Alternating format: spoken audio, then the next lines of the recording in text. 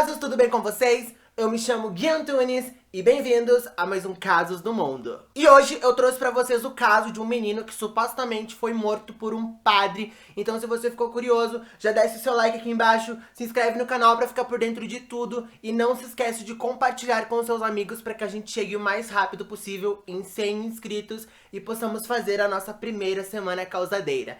Então sem mais delongas, vamos pro vídeo de hoje.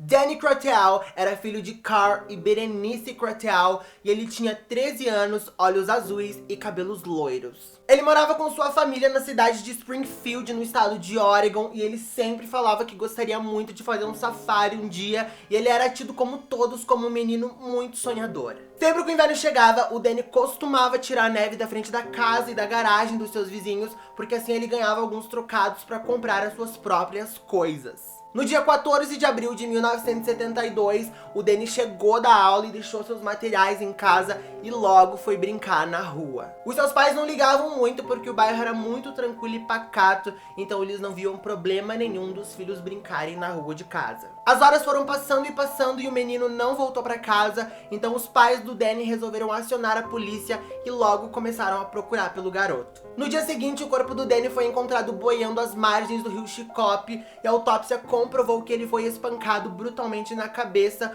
por um objeto pesado que provavelmente seria uma pedra. E com isso foi comprovado que a morte se deu por fraturas no crânio e também por lacerações no cérebro. Esse crime chocou a cidade e logo uma testemunha procurou a polícia para dar mais informações.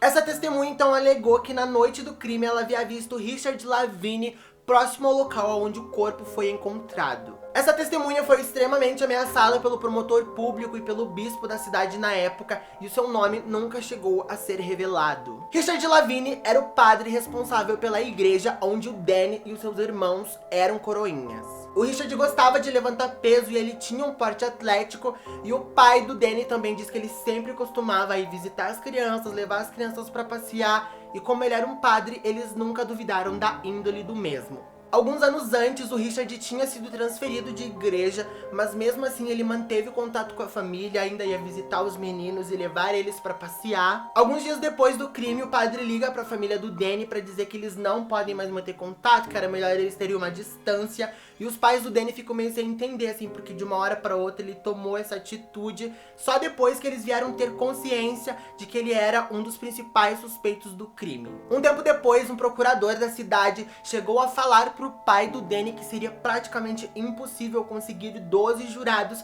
para condenar o padre, mesmo que tivessem muitas evidências contra ele. Durante esse período, alguns amigos do Danny deram a seguinte declaração. Eles disseram que o padre havia levado eles para uma espécie de acampamento e que num determinado momento esses amigos do Danny estavam meio que tirando sarro dele. E aí o Danny fala pro Richard para ele tomar alguma atitude referente a esses meninos, porque senão ele ia contar, e aí ninguém sabe o que ele ia contar. Só sabem que na hora que o Danny falou isso, o Richard tomou uma atitude drástica em relação aos meninos para apaziguar toda aquela situação. Com o passar dos anos, o Richard foi condenado por molestar 2 coroinhas, ele pegou 10 anos em liberdade e em 2004 ele foi removido de todas as suas funções na igreja pelo Vaticano. E somente depois de todas essas condenações e da sua retirada da igreja que a justiça teve o Richard como um dos principais suspeitos da morte do Danny. Um irmão do Danny entrou com um processo contra o Richard alegando que ele foi molestado na sua casa e também na igreja, porém tudo ficou por baixo dos panos e não teve nenhuma repercussão. Como na época ninguém acreditava que um padre fosse capaz de cometer um crime desse tipo,